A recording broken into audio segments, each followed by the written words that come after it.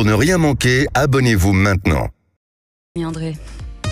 Les vraies voix Sud Radio, 17h-20h, Philippe David, Cécile de Ménibus. Bienvenue les amis, on est ravis de vous retrouver comme chaque lundi. C'est toujours une vraie joie d'être avec vous, avec Philippe David jusqu'à 19h. Ça va bien. Mais j'ai rien dit. Hein. Mais je vous ai répondu, connaissez votre question, c'est pour ça. Bah non, mais j'essaye d'être surprenante. Hein. J'essaye pour une fois de ne pas vous poser la même question parce que vous allez me donner la même réponse. Et vous, comment ça va? Très bien. Oh bah c'est très bien. On sent déjà une petite tension. La semaine commence bien. Vous sentez, c'est tendu. Hein, c'est tendu. C'est ce que je dis à son ventre régulièrement. Soyez tendu. J'ai la peau du ventre bien tendue. Trop même. Merci, petit Jésus. Absolument. En tout cas, votre numéro 0826 300 300. Vous voyez, on est déjà dans la bonne humeur dans cette émission. Ça ne nous empêchera pas de traiter l'actu avec vous. Allez, au sommaire de cette émission, on va revenir sur les propos de l'actrice Marion Cotillard qui a fustigé le gouvernement sur Instagram suite à la dissolution du collectif Soulèvement de la Terre pour agissement violent à l'encontre des personnes et des biens. L'actrice dénonce une dérive sécuritaire du gouvernement couplée à une incapacité de nous protéger des conséquences du changement climatique, dit-elle. La réponse a été immédiate. Les internautes lui ont opposé le poids de son empreinte carbone, Philippe. Oui, et on peut dire que c'est une grosse empreinte et un gros poids. Vacances sur des yachts, volant de jet privé, villa à Los Angeles. Des contradictions que l'actrice ne contredit pourtant pas. Et dans cette situation, certains experts estiment qu'il faut absolument que les stars arrêtent de s'engager pour le climat, parce que même avec les meilleures intentions du monde, il faut un tort considérable à la cause. Alors est-ce que vous en avez marre de tous ces donneurs de leçons qui vous disent qu'il ne faut plus manger de viande, plus manger de poisson? Oui, ça a été dit la semaine dernière. Qu'il ne faut plus prendre votre vieille voiture diesel alors que vous avez pas les moyens de changer, et que les mêmes font des voyages en jet privé ou en yacht et que ça ne leur pose aucun problème. Vous en avez assez? Vous trouvez que c'est normal, qu'ils ont les moyens de bien vivre et bien qu'ils vivent bien? Dans les deux cas de figure, venez témoigner au 0826 300 300. Et à cette question, les ultras de l'écologie sont-ils aussi des gros pollueurs? Vous dites oui à 94%. C'est une majorité. Oui, je crois.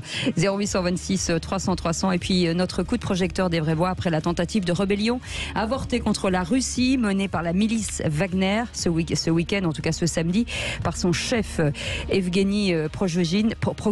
On attendait la réaction de Vladimir Poutine à sa prise de parole vers 13h sur le 11e forum pour les ingénieurs du futur. Le président n'a pas mentionné le quai Wagner, une solution et une situation qui pourrait affirmer ou affléchir son autorité.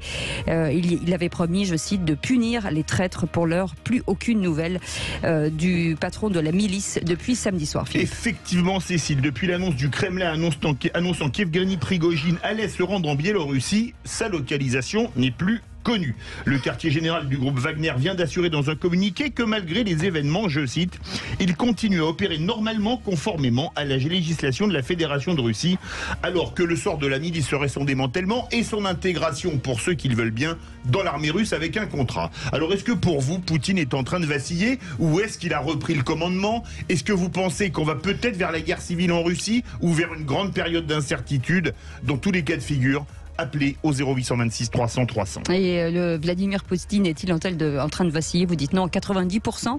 C'est là aussi, on a envie de vous entendre. On vous attend au standard. On vous souhaite la bienvenue. On est ensemble jusqu'à 19h. Les vraies voix Sud Radio. Et on commence forcément par le patron, le taulier, le chef, c'est un peu le chef. Le taulier. Notre chef à nous. Le taulier, c'est le surnom de Johnny. Vous avez un côté de Johnny. Merci, Philippe. Ah oui. Nous avons aussi de la culture. Oui, mais votre déhanché, moi, je renvoie Johnny sur scène par déhanché est nul, surtout en ce moment, j'ai un terrible mal au rein. Mais j'espère que ça va pas monter jusqu'à la tête. On se demande ce que vous faites de vos week-ends, Philippe, parce que je me le demande aussi, ma chère Cécile. Moi, j'aurais peut-être une théorie du complot. Je pense que Philippe Bilger, en fait, c'est Johnny Hallyday. Ouais. Et il a un peu changé, mais pas tant que ça, finalement. Un mois après, on a le même âge, mon cher. Oui. Un mois et demi près. À mon avis, c'est il est pas né en juin. Je tiens à vous signaler qu'il y en a un qui est beaucoup plus en forme que l'autre. En tout cas, merci. La question, c'est lequel, finalement? Conan. Il y en a un qui chante moins bien. Oui, mais vous faites chanter les autres, Philippe. Madi Seydi. Madi Seydi est avec nous. Non, chanter, vraiment chanter, comme ça, bien sûr. Conseillère en communication d'influence et auteur de Française venue d'ailleurs publiée chez Stock. Ça va Madi? Très bien.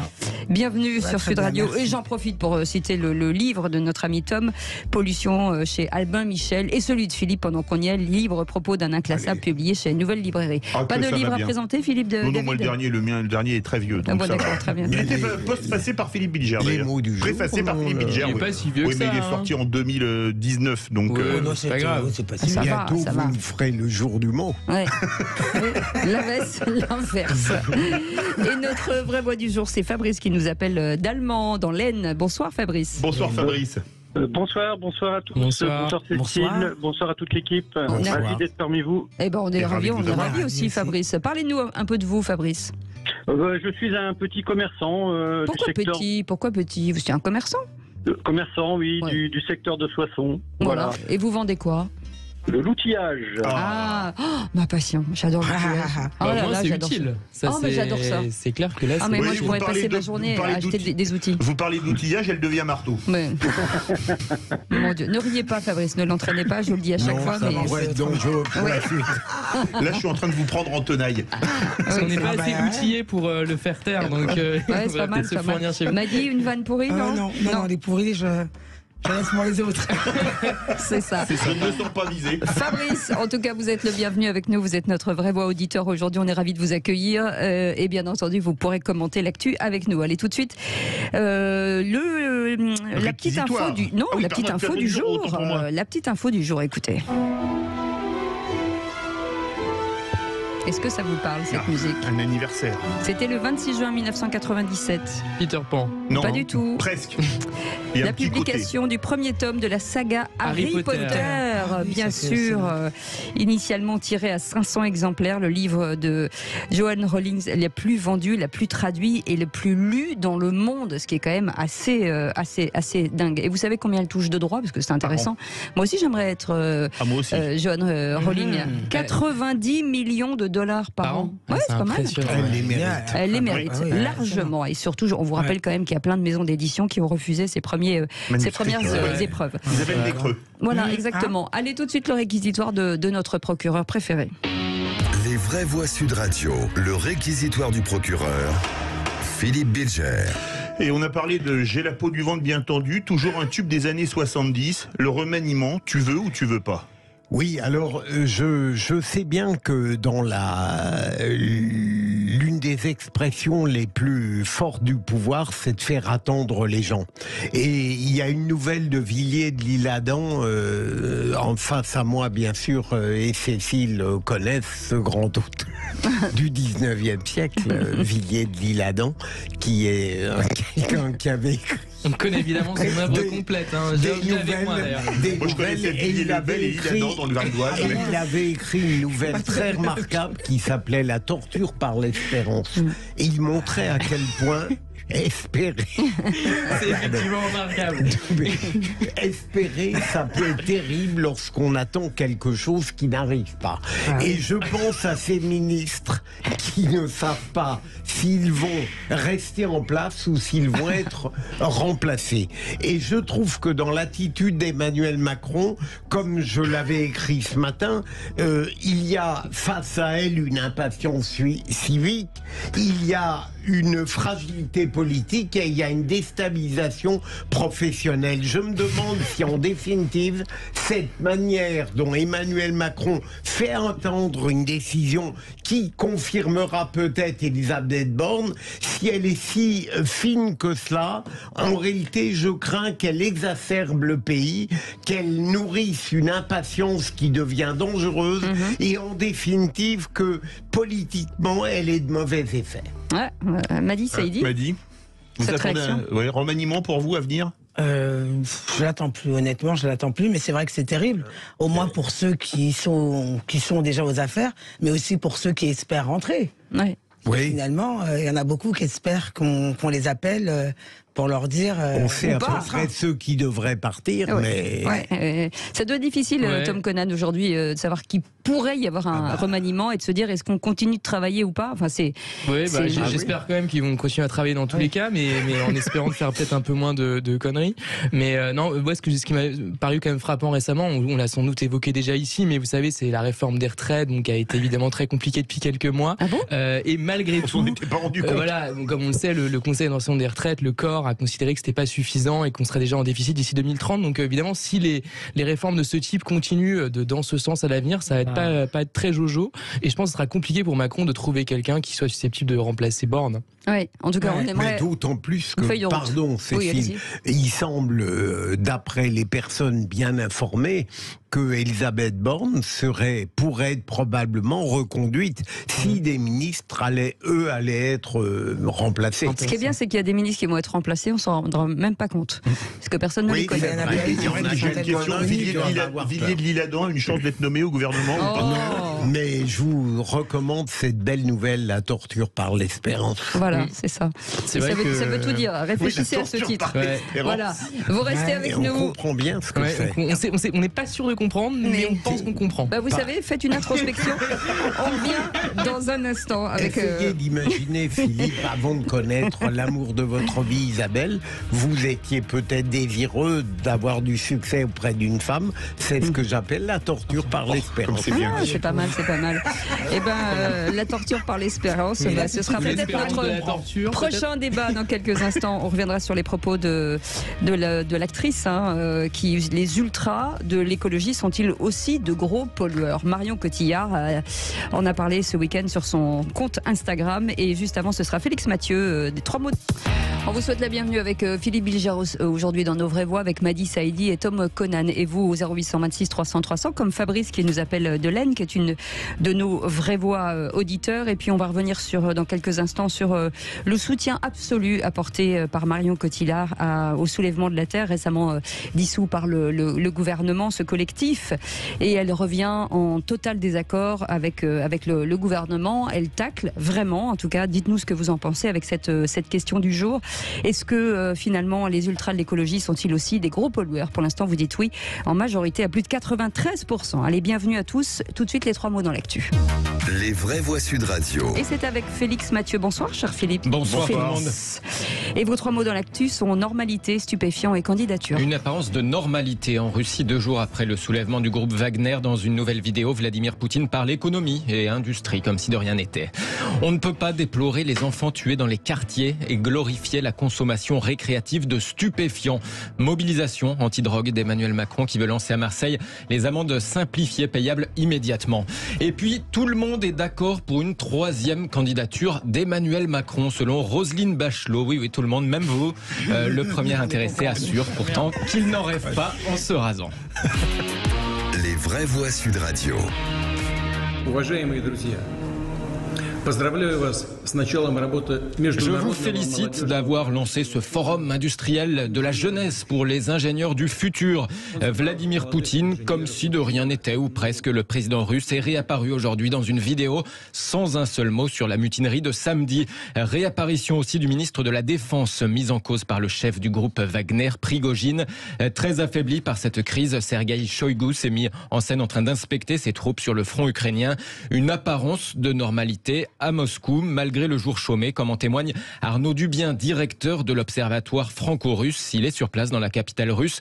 Et pourtant, selon lui, cette crise pourrait bien laisser des traces. C'est tout le mythe ou l'image de la verticale du pouvoir, de la stabilité, qui était déjà écornée, mais qui sont battues en brèche.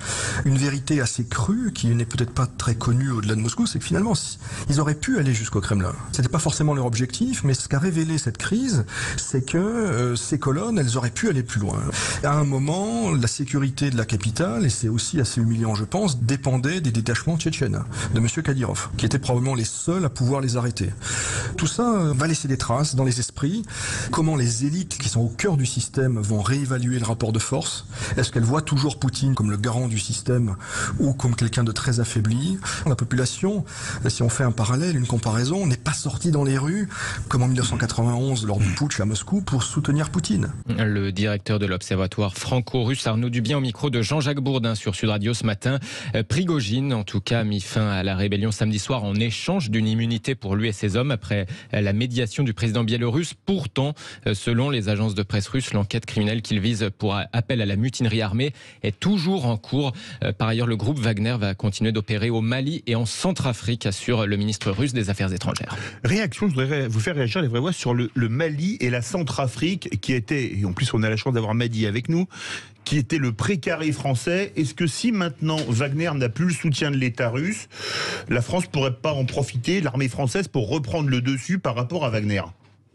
Philippe Bilger. Sûrement, et je crois me rappeler une époque où Poutine indiquait qu'il n'avait rigoureusement rien à voir avec Wagner. Et que Wagner, il ne connaissait pas. Et on voit à quel point il a été fragilisé par Wagner. Mais Madi est beaucoup plus doué que moi pour répondre à cette question. Je ne sais pas, je n'ai pas la prétention d'être plus doué, mais je crois que la relation entre la France et le Mali est sacrément touchée. Il y a aussi la Centrafrique. Et depuis très longtemps. Et il y a aussi la Centrafrique. La Centrafrique aussi, et depuis très longtemps. Donc je ne sais pas si ça va changer quelque chose. Alors évidemment, la France va être tentée de jouer sa carte. Hein. Et d'ailleurs, on a très vu le président en reparler. Et là, lors du congrès qu'il y a eu il y a 2 jours, là, le sommet financier. Mais je ne suis pas sûr que du côté du Mali, les Maliens soient prêts à échanger Wagner contre l'armée française qu'ils avaient chassé. Moi, je ne suis pas du tout un expert de cette région, mais en tout cas, ce qui me frappe quand même toujours, on l'a déjà dit ici évidemment, mais c'est que le groupe Wagner est privé. Enfin, c'est quand même la chose la plus invraisemblable dans cette situation-là. Même la mutinerie qui a eu lieu il y a quelques jours, c'est pas exactement une mutinerie, parce que la mutinerie, c'est quand une partie de l'armée se retourne contre le pouvoir. Là, c'est un détachement privé, une sorte de délégation de service public, plus ou moins officielle. La DSP Wagner, c'est un peu spécifique. C'est ça qui est le plus extravagant à mes yeux. En tout cas, le chef de Wagner a diffusé un enregistrement audio de 11 minutes à l'occasion de sa première prise de parole. Et il fait volte-face. Il dit que l'objectif de la révolte était de sauver Wagner, pas de renverser le pouvoir russe. Vous restez avec nous, bien sûr, avec le deuxième mot, Philippe. Deuxième mot, stupéfiant. Emmanuel Macron s'en prend aux consommateurs depuis Marseille. Marseille, où le chef de l'État entame une visite de 3 jours. Il a visité la prison des Baumettes, puis la cité des Campanules. Dans les colonnes de la Provence, le chef de l'État dit vouloir généraliser les amendes simplifiées, payables immédiatement. Pour ça, 5000 terminaux de paiement par carte vont être distribués aux forces de l'ordre. Marseille, où 23 personnes sont mortes depuis le début de l'année dans les guerres de territoire liées au trafic de drogue. Emmanuel Macron entend cibler les consommateurs. Je veux ici passer un message à la responsabilité collective, et pardon de le dire en des termes qui sont assez directs. Mais on ne peut pas déplorer les enfants qui sont tués dans les quartiers, l'économie et la violence qui va avec les stupes, et glorifier la consommation récréative des stupéfiants. S'il y a plus de commerce, c'est qu'il y a plus de clients. Les clients sont des gens qui peuvent s'acheter cette drogue. Je le dis ici avec beaucoup de force, devant toutes celles et ceux qui nous écoutent, et aussi les médias. C'est une responsabilité collective. L'occasion aussi pour le chef de l'État de défendre son bilan en matière de lutte contre les stupéfiants. 70 points de deal supprimés en 2 ans, soit moins 43%. 3 commandos de tueurs interpellés, 600 armes saisies, dont 50 Kalachnikov pour la seule année 2023. Autre chiffre mis en avant par Emmanuel Macron, 6000 consommateurs de stupéfiants verbalisés à Marseille rien que cette année. Est-ce que vous voyez les policiers avec leur terminal aller dans les quartiers pour demander aux dealers et aux consommateurs de payer? Alors ma chère Cécile, vous êtes dans la ligne majoritaire qui se moque un petit peu de cette initiative. Je trouve qu'elle représente tout de même un petit progrès, même si les policiers s'en moquent. J'ai entendu un policier dire à quel point il ne se voyait pas faire de la perception. Mais il n'empêche que pour le reste, j'approuve absolument les propos du chef de l'État. Je trouve qu'il a raison. Et ça, encore une fois, si on parvient à faire payer les amendes tout de suite, ça me paraissait une évidence qui aurait dû être faite depuis longtemps. Oui, mais ça veut dire que les vendeurs, en tout cas les policiers, seront avec du liquide sur eux, c'est bien, c'est pas dangereux. Ah ouais, et je trouve que c'est évidemment plus facile de s'en prendre aux consommateurs plutôt que d'aller voir les dealers. Déjà, évidemment, c'est plus simple.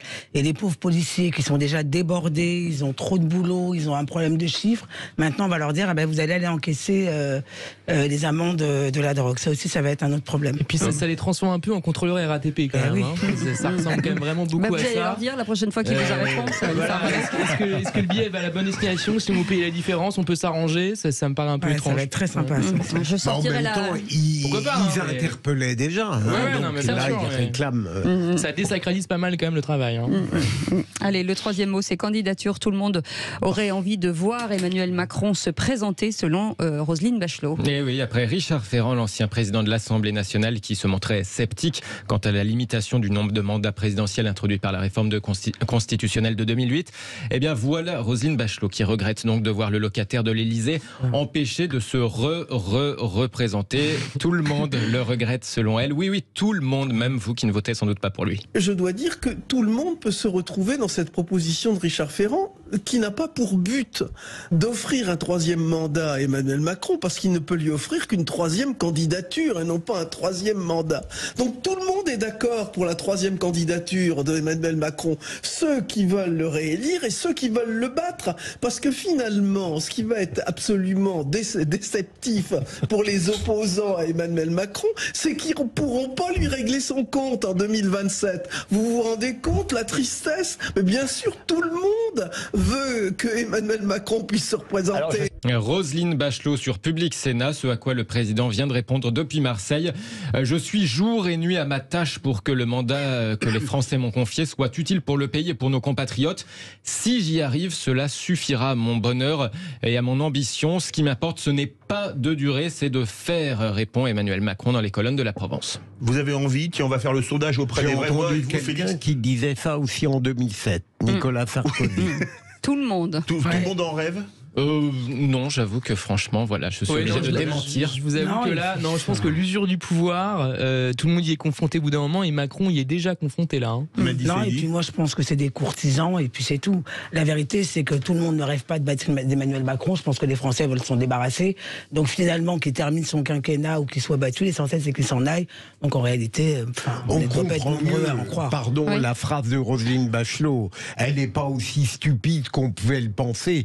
Il dit le bonheur de celui qui pourrait le battre. Donc ça n'est pas uniquement un souhait de le voir réélu. C'est quand même quelque chose qui pourrait quand même venir encore parasiter son mandat actuel, qui est quand même la chose qui nous intéresse le plus a priori. Hein. Oui. Vous restez avec nous. Dans un instant, on va revenir sur les propos de Marion Cotillard dans cette prise de parole assez étonnante sur Instagram. Et on vous pose cette question. Est-ce que les ultras de l'écologie sont-ils les plus gros pollueurs? Alors ça, je peux vous assurer que vous dites un énorme oui. Ça a même pris un point. 94%. Donc, on est en démocratie, donc que les 6% nous appellent. 0826 300. Voilà. À tout de suite. Vous souhaite, en tout cas, la bienvenue. Merci d'avoir été avec nous. Les vraies voix Sud Radio, 17h-20h, Philippe David, Cécile de Ménibus. On vous souhaite la bienvenue dans les vraies voix jusqu'à 19h. On est ravis en tout cas de vous retrouver. Vous êtes en direct aussi sur notre chaîne YouTube. N'hésitez pas, si vous êtes l'un de ceux qui n'ont pas appuyé sur le bouton abonnement, c'est le moment de vous y coller. En tout cas, on est ravis. Voilà, vous nous voyez aussi, vous voyez Philippe Bilger, vous voyez Madi Saïdi, vous voyez Tom Conan, et je peux vous assurer que c'est un vrai plaisir des yeux. Hein, Philippe David. Bon, on les admire. Ah ouais, ils sont un peu d'ironie. Mais pas du tout, c'est un plaisir des yeux. Non, mais je dis toujours la vérité. Ou alors quand je me moque, je rigole, bêtement. Voilà. Je fais une petite moue comme ça, bêtement. Je pense qu'elle rigolait intérieurement. Pas du tout. Non, mais pas du tout. Je trouve que c'est un vrai plaisir des yeux et je continue. Mais pour le l'accepte.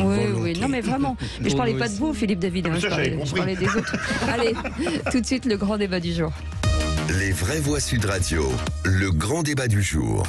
Marion Cotillard apporte son soutien absolu au soulèvement de la Terre dissous par le gouvernement. J'ai donc décidé d'engager la dissolution des soulèvements de la Terre. La plupart des gens sont dans un phénomène de sidération. La meuf a le bilan carbone d'un paquebot de croisière et elle vient nous donner des conseils. C'est formidable qu'il y ait un vrai réveil citoyen et individuel. Franchement, moi je n'ai aucun respect pour ces millionnaires qui, du fin fond de leur maison du Cap Ferré, nous donnent des leçons et puis qui prennent leur jet entre Paris et Los Angeles et ça. C'est pas viable la façon dont on consomme, la façon dont on vit, dont on se déplace. Marion Cotillard a du courage. On ne peut pas demander à des agriculteurs de passer au bio si on ne les aide pas. Et donc en apportant dimanche son soutien absolu au mouvement écologiste Les Soulèvements de la Terre, récemment dissous par le gouvernement, Marion Cotillard a suscité la colère de nombreux internautes qui lui reprochent d'avoir un train de vie en désaccord avec son engagement pour l'environnement, Philippe.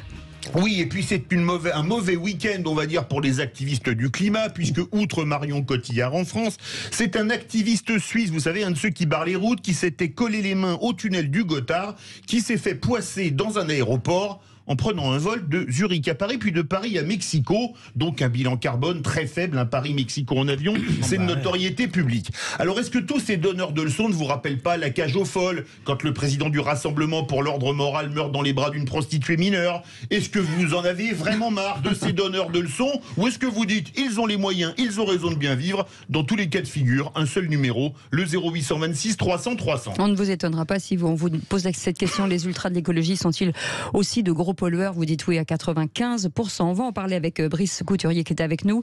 Bonsoir, merci d'avoir accepté notre invitation sur Sud Radio. Merci Cécile, merci d'être avec vous. Vous avez été journaliste pendant très longues années à France Culture et vous êtes aujourd'hui collaborateur au Point et auteur de ce livre OK Millennials, publié à l'Observatoire et l'entreprise face aux revendications identitaires, coécrit avec Thévenon aux éditions PUF. On va revenir avec vous dans quelques instants. Philippe Bilger, cette façon de finalement de gentiment donner des leçons quand on est un peu en décalage, est-ce que ça sert à quelque chose ou est-ce que ça dessert la cause? Alors, je pourrais avoir une position habituelle en disant que je n'attache rigoureusement aucune importance aux prises de position des artistes ou des acteurs sur des thèmes qu'ils ne maîtrisent pas plus que nous. Voilà. Mais je voudrais être gentil. À la rigueur, j'accepte volontiers le droit de Marion Cotillard de s'exprimer sur les thèmes qu'elle affectionne, et notamment, puisqu'elle est férue d'écologie, pourquoi pas. Ce qui me gêne, c'est que à partir du moment où on a une réputation artistique, et il me semble, et qu'on est admiré par un certain nombre de gens grâce à son talent, je pense qu'elle devrait non seulement avoir le droit à cette liberté, mais on devrait lui imposer un devoir de responsabilité. Et la responsabilité, en l'occurrence, c'est de parler avec nuance et au fond de ne pas donner, comme le dit à l'instant Philippe, des leçons de morale à partir du moment où sa pratique est relativement contradictoire avec ce qu'elle prétend dicter et où par ailleurs on n'a pas besoin d'elle objectivement pour savoir quoi penser de l'écologie. Mehdi Saïdi. Ben moi, je fais partie de ceux qui en ont marre, en fait, d'entendre toutes ces stars, tous ces artistes qui donnent des leçons à tout le monde, notamment sur l'écologie, mais pas que, et qui finalement ont un comportement complètement contraire. Et là, c'est d'autant plus gênant de sa part, parce que je trouve qu'elle soutient quand même un mouvement qui est violent. Elle a quand même des propos durs, très durs, à l'encontre de la police. Elle va même jusqu'à parler de violence policière, comme si c'était un mouvement systémique. Et moi, ça me dérange. Et quand on a une vie qui est la sienne, et elle a bien raison, elle gagne sa vie, c'est pas un souci. Chacun vit comme il souhaite, mais à ce moment-là, on donne pas de leçon de morale aux gens. Tom Collan, qui a écrit un livre qui s'appelle Pollution. Ouais, effectivement. Non, mais moi, je me travaille beaucoup sur ces sujets de différentes manières. Après, j'ai pas la prétention d'être un exemple pour qui que ce soit, mais c'est vrai que je prends assez peu l'avion et je fais quand même un peu attention. Mais sans parler de ça, sur le fond, Marion Cotillard, évidemment, je pense raison à la fois sur l'association en question et sur le fait qu'il puisse y avoir une dérive éventuellement dans le fait de dissoudre le mouvement en question, qui n'est pas une décision quand même à prendre à la légère.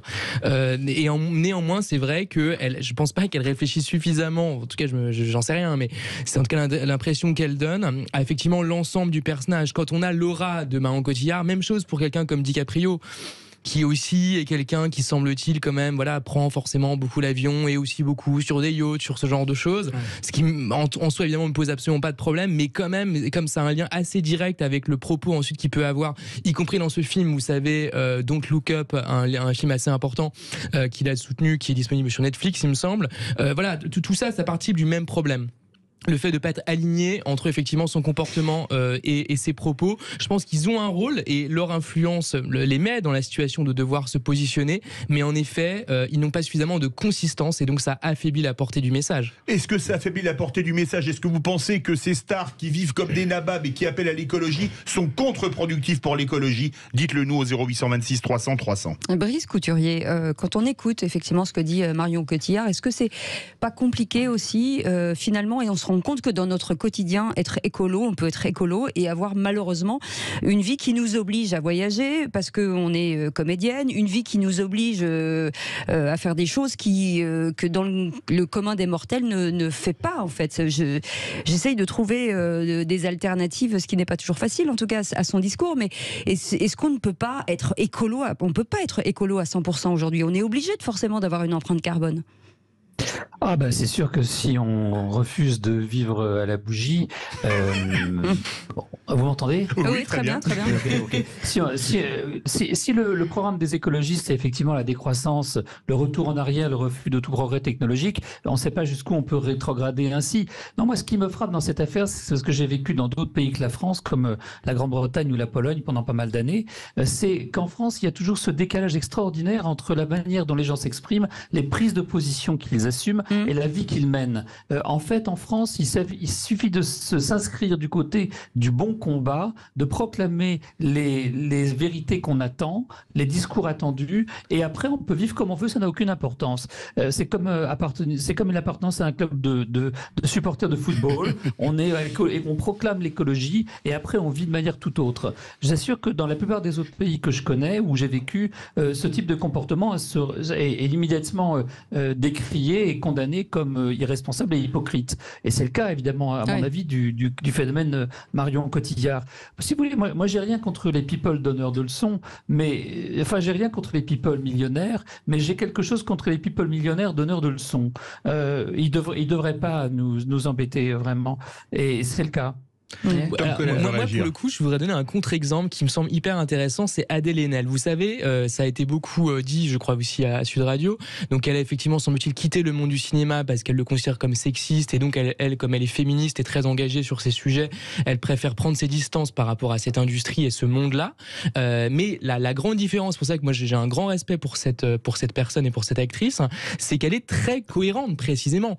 Elle a arrêté depuis, je crois, 3 ans d'accepter des rôles. Elle tourne plus. Je crois que Télérama suit pas mal ses aventures depuis. Elle est partie, semble-t-il, au Québec. Elle est engagée dans un mouvement féministe. Et elle s'est mise vraiment totalement à distance de son ancien monde. Non, mais donc, voilà. Je trouve que pour le coup, elle a eu vraiment le courage. Mais la question qu'on peut se poser, Philippe Bilger, c'est qu'on passe de tout à rien. C'est-à-dire qu'on a Marion Cotillard qui, d'un autre côté, prend l'avion, habite à Los Angeles, fait des allers-retours, va sur des yachts, ce qu'on disait tout à l'heure. Et puis Adèle Haenel d'un côté qui ne fait plus rien. Mais est-ce qu'il y a un juste milieu possible? Elle est cohérente, c'est ça qui est intéressant. Oui, ça, c'est très respectueux. Si tout le monde fait ça, il n'y a plus de cinéma. Ça n'est pas non plus l'actrice que je poserais à Marion Cotillard. Hein. C'est deux grandes actrices pour le coup. Hein. Oui, Marion Cotillard est plus connue. Elle est plus connue, mais pas forcément plus talentueuse.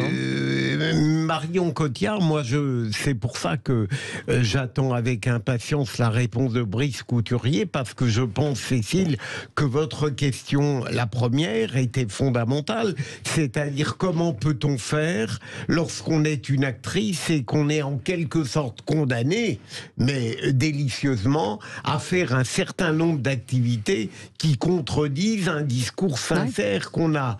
Alors je crois que j'ai cru comprendre que dans le propos de Brice Couturier, il permettait cette apparente contradiction, mais à condition qu'on ne donne pas de leçon de morale. Ça me paraît central dans l'exemple de Marion Cotillard. Elle fait ce qu'elle veut, elle est obligée de prendre l'avion ou autre chose, mais qu'elle ne donne pas de leçon de morale à ceux qui ne peuvent pas vivre comme elle. Brice Couturier, est-ce que vous croyez que Philippe Bilger a bien cru comprendre ce que vous avez dit? Non. non, non seulement je dénie absolument aux people millionnaires de nous donner des leçons, mais je leur reproche de contredire dans leur vie privée la manière dont les leçons qu'ils prétendent nous donner. Et je pense que ce décalage hypocrite entre le discours et la pratique fait exploser en réalité la cause et la dessert très profondément. Parce qu'en réalité, tout le monde se moque d'eux, évidemment. Moi, ce qui me frappe, si vous voulez, c'est la dégradation. Dans les années, disons, d'après-guerre, c'était c'était des grands intellectuels, des Camus et des Sartre qui nous disaient comment vivre et comment penser. Après, maintenant, voilà, on a des acteurs de cinéma qui prennent la place en fait des politiques. Ils n'y connaissent rien. L'écologie, le climat, l'énergie, la politique énergétique sont des sujets extraordinairement complexes et vitaux pour la survie de notre planète. Mais si c'est confié à des gens qui n'ont pas la moindre compétence dans le domaine et qui se contentent de nous dire, d'essayer de nous culpabiliser parce que nous continuons à prendre l'avion. Ici, est-ce qu'ils s'imaginent que les Chinois vont renoncer à prendre l'avion? Est-ce qu'ils s'imaginent que la Chine, qui est le premier marché automobile de la planète, va décider de rouler à vélo? La Chine, c'est un très grand pays. Il y a très peu de chances que les Chinois acceptent de rouler tous à vélo. Regardez à quoi ressemble Shanghai la nuit. Vous verrez que ça, c'est très très loin des rêves décroissants des écologistes. Or, les Chinois, c'est 31% des émissions de gaz à effet de serre dans le monde. Donc, c'est très gentil de prôner mais j'ai une question à vous poser, Brice Couturier. Ouais. Quand on voit qu'aujourd'hui sont annoncés partout comme experts en écologie et en climat des gens qui n'ont aucune formation dans ce domaine, allez, je vais me lâcher, je vais donner des noms, des gens comme Camille Etienne ou Salomé Saké qui n'ont pas fait d'études climatiques à ce que je sache et qui ont médias ouverts pour nous annoncer des catastrophes matin, midi et soir, est-ce que ça pose pas question sur le rôle des médias? Bah si, évidemment, mais ce qui est très étonnant, c'est que les médias qui ont longtemps fonctionné à la séduction fonctionnent aujourd'hui à la culpabilisation. C'est une révolution, et bizarrement ça marche.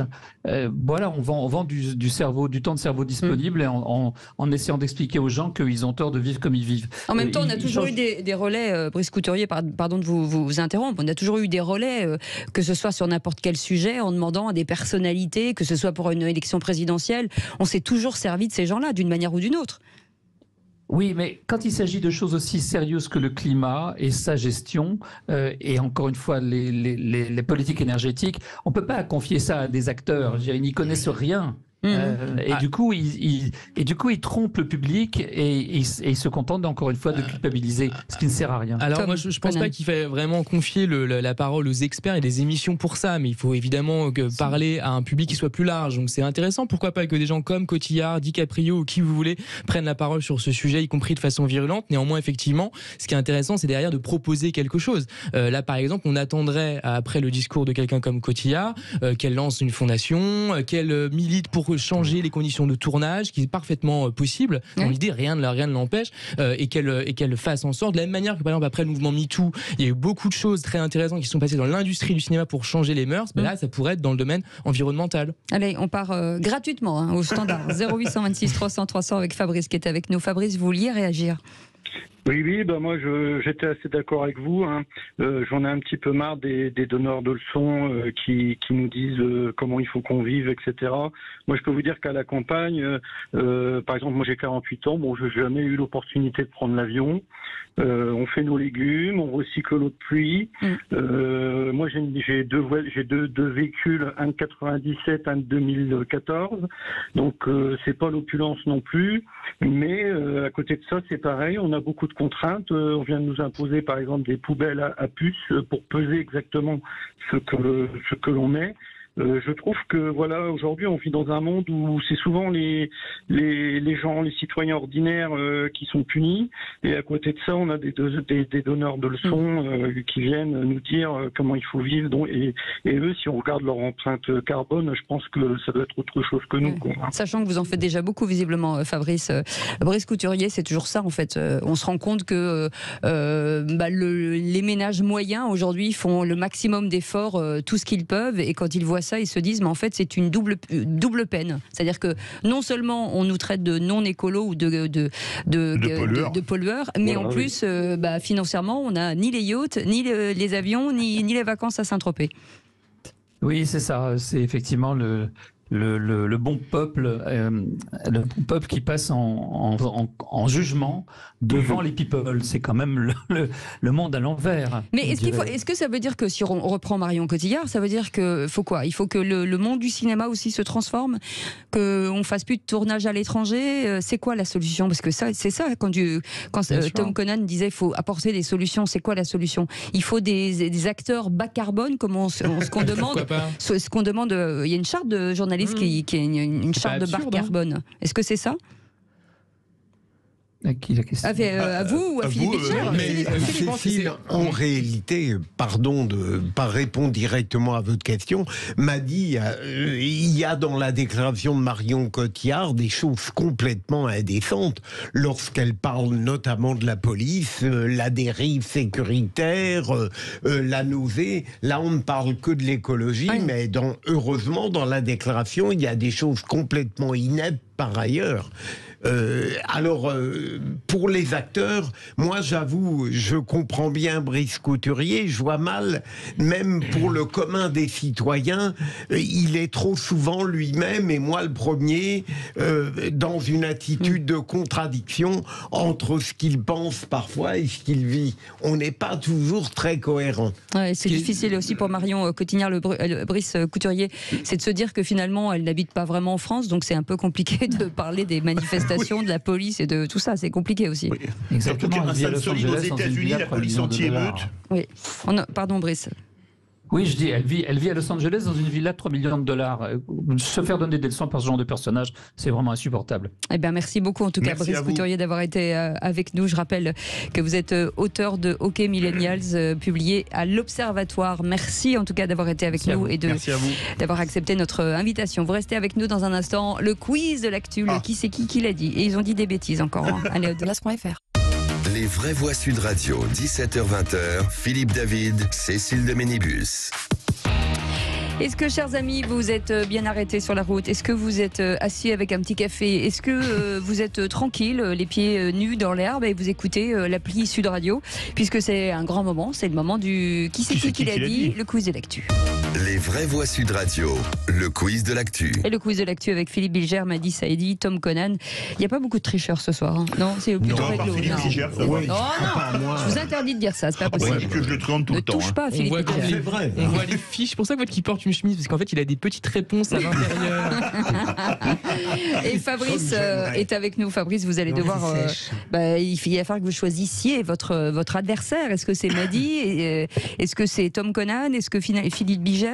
Je vais choisir Madi, on va faire une parité. Ah, voilà, Madi. Eh ben, c'est parfait. Elle, la façon de le dire, ouais, allons-y, ouais, vas-y, c'est ça. C'est ça, bien. Allez, on démarre tout de suite. Question, qui c'est qui l'a dit? J'ai trouvé chez le chef de l'État un partenaire fiable et qui aime cette ville. Bonne réponse de Philippe Bilger. Benoît Payan, a dit Philippe Bilger, le maire de Marseille. Oui, c'est vrai. Fabrice, attention, ça commence fort. Il est Ça commence fort. il a pris du jus d'orange. Il est au taquet, Philippe Bilger. Question, qui c'est qui l'a dit? Qui c'est qui l'a dit en s'adressant aux acteurs locaux dont le maire? Commenter, procrastiner, ce n'est pas une manière de... Bonne réponse de Madi Saïdi de répondre aux besoins des Marseillais. On attend la fin de la question. Question. Qu'est-ce qu'ils sont rapides. Ouais. Est-ce qu'on compte tout de même pour elle? On va faire une réunion, on fera une réunion. Ne triche. Non, on fera une réunion. Qui c'est qui l'a dit? Écoutez bien, sur la rébellion de Wagner en Russie. Dans l'histoire, les dirigeants fascistes ne tombent pas tant qu'ils ne sont pas humiliés. C'est un eurodéputé. Ce qui historiquement est une ineptie, mais ça c'est mon point de vue. Son père était un éminent philosophe. Bonne réponse de Madi Saïdi. Raphaël Glucksmann. Ah oui. Voilà, exact. Oui. Quatrième. Fabrice, vous aviez aucune réponse là pour l'instant? Non. Bon, c'est pas grave. Fabrice, celle-là vous allez la voir. Qui c'est qui l'a dit? Tout le monde est d'accord pour une troisième candidature d'Emmanuel Macron. Bonne réponse de Fabrice. Rapide, lui, quand même. Ah, il était au taquet là, Fabrice. Non, mais il est rentré dans l'interstice là, c'est incroyable. Écoutez bien, mon cher Fabrice. Qui c'est qui l'a dit? La solidarité écologique, c'est comme l'impôt, ça doit être progressif. C'est un ministre. Oui. Le maire? Non. Le maire? Ah oui, non. Non, c'est un ministre qui transporte des gens. Oui. Bonne réponse de Philippe Bilger. Clément Beaune, ministre des Transports. Voilà, qui c'est qui l'a dit sur la situation en Russie? L'absence de sanctions du chef de Wagner remet en cause toute la stratégie de Vladimir Poutine. Ah ouais. On ne peut pas dire son ancien rôle parce que vous trouveriez tout de suite. Non, un indice, il pleut beaucoup, il a plu beaucoup sur lui. Bonne réponse, c'est Fabrice qui l'a dit en premier dans le cas. Ah si, Fabrice dans le cas. Mais on est pour lui, hein. Vous êtes avec lui, mais c'est Fabrice qui l'a dit le plus vite. C'était un bon indice, ça, hein. Oui. J'aurais dû dire Monsieur Météo, tiens. À vous, Philippe. Ah bah non, c'était à vous, j'ai fait Ah bah d'accord, très bien. Qui c'est qui l'a dit en parlant de Wanbushu? Les résultats sont là. Bonne réponse de Philippe Bilger qui met le turbo. Et ils sont bons, là, ils sont bons. Qui c'est qui l'a dit en parlant des insultes envers Éric Zemmour? J'ai été consterné par l'absence de réaction de la classe politique. Sophie Binet, au lieu de sanctionner ce cas, le soutient et on fait une blague. C'est choquant. Un philosophe, Non, c'était ce matin sur Sud Radio. Un philosophe, j'aurais pas dit ça. Un philosophe. Non, c'est pas un philosophe, c'est un député. C'est un député. Dupont-Aignan? Non. Il était chez Dupont-Aignan. Non, c'est un jeune, c'est Tanguy, je sais pas. Bonne réponse de Mathis Seydi, Jean-Philippe Tanguy. Jean-Philippe Tanguy. Et la dernière question, c'est pas sûr que vous la trouviez. Je ferai la verdure. Qui c'est qui l'a dit? Le char de Prigogine s'est transformé en citrouille. Président de la Commission des Affaires étrangères de l'Assemblée nationale. Ancien député européen. J'ai son dur. Jean-Louis. Thériault. Non. Jean-Louis. Bourlange. Grâce à Tom Mongal. Jean-Louis Bourlange. On en est où, Philippe? On en est à 2, 4, 6, 12 à 6. Bravo, Fabrice. Mais Madi n'a pas démérité. On a laissé à Madi. Mais je tiens à signaler que Fabrice est un fin stratège. Oui. Bravo, Fabrice. Voilà, très bien. Fabrice, comment s'appelle votre commerce? Dites-nous. Ça s'appelle Transcène Distribution. Et c'est à Allemand, A2LEMANT. Voilà, comme ça, on vous envoie des clients, on vous envoie des. Vous avez des scie sauteuses? J'adore la scie sauteuse. Oui, j'en vends. Et ben voilà. C'est bien. Et ben voilà, voilà parti pour une scie sauteuse. Et puis ce soir, il n'y a que des fines lames, ça tombe bien. Allez, vous restez avec nous. On revient dans un instant avec le coup de gueule de Philippe David contre le racolage électoral de la France Insoumise. À tout de suite. André. Les vraies voix Sud Radio, 17h-20h, Philippe David, Cécile de Ménibus.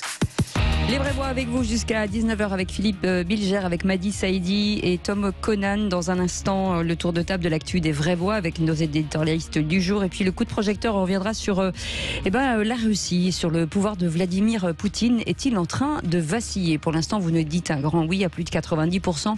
On a envie de vous entendre sur ce sujet, bien entendu. 0826 300 300. Mais tout de suite, c'est le coup de gueule de Philippe David. Les vraies voix Sud Radio. Et Philippe, ce coup de gueule contre le racolage électoral de la France Insoumise. Oui, Cécile, c'est un tweet de Mathilde Panot qui me fait réagir. Un tweet posté ce week-end où elle pose tout sourire avec deux députés insoumis, Louis Boyard et Ségolène Amiot, sur une photo avec Sophie Binet, la nouvelle patronne de la CGT, sur une autre. Je cite le tweet: magnifique cortège et chaude ambiance pour la Pride 2023 à Paris. Un monde fou pour défendre les droits des LGBTQIA+, et lutter contre toutes les discriminations. Nous ne baisserons pas la garde. Insoumise et fière en écriture inclusive, ça s'impose. Pour conclure, un tweet qui pose question et qui m'a poussé à faire cette remarque. Comment peut-on manifester tout à la fois avec des gens qui hurlaient Allah Akbar il n'y a pas si longtemps et avec d'autres qui manifestent pour certains très dénudés lors de la Gay Pride? Tiens, pourrait-il organiser un cortège d'union nationale qui mélangerait les deux? J'ai quelques doutes sur la qualité de la cohabitation. Alors ça m'amène à cette conclusion. On connaissait les antibiotiques à large spectre depuis des décennies. On connaît désormais le racolage électoral du même nom. Racolage, non, plutôt tapinage, comme disait Michel Rocard. Eh ben dites donc. C'est excellent. Moi, j'adhère totalement à ce que vous venez de dire, Philippe.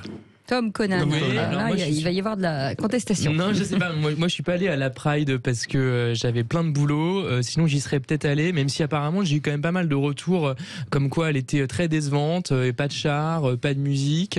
Et il y a notamment Geoffroy Laganerie, vous savez, qui est un écrivain assez important qui justement s'est exprimé là-dessus dans Mediapart pour critiquer le fait que c'était pas un bel hommage à la fierté du mouvement LGBT.